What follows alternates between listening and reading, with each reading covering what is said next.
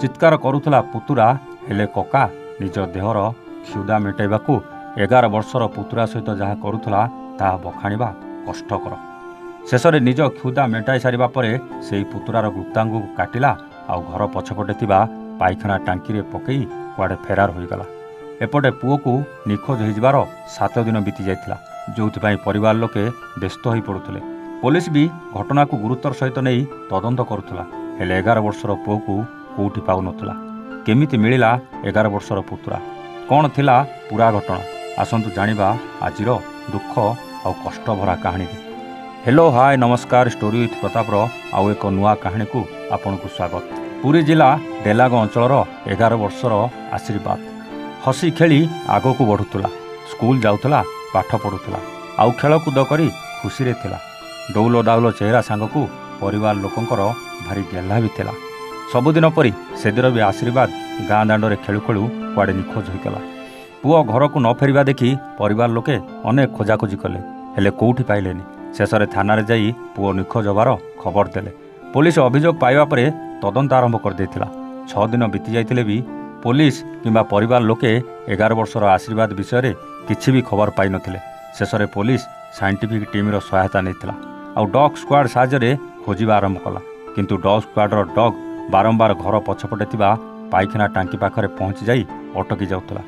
Police संदेह करी पाइखाना टांकीर cover खोलिथिला आउ से टांकी भितरे आशीर्वाद को देखी आश्चर्य हो जाइतिला।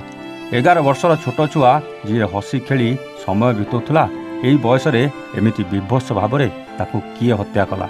पुलिस आशीर्वाद शव को पाइखाना टांकी बाहर करी ऊपर को आनिला आउ जहा देखिला ता बयान करबा कष्टकर हो पड़ुला।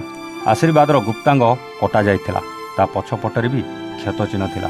पारिपार्श्विक दृष्टि लगुला कि आशीर्वाद को यौन शोषण करा जायछि आउ परे विभत्स भाव में हत्या करा जायछि।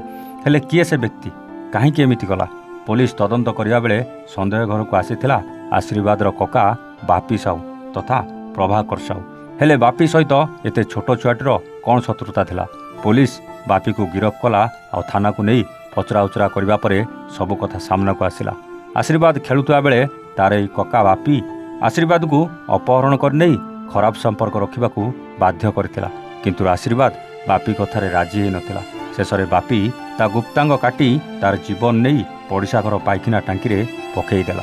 दर्शक बंधु, समय बदली, जुग भी बदली, आधुनिकतार चाकचक्य मनीष अनेक किछि कलानी, हेले एही सब घटना किंतु बंद हेबार ना नेउनी।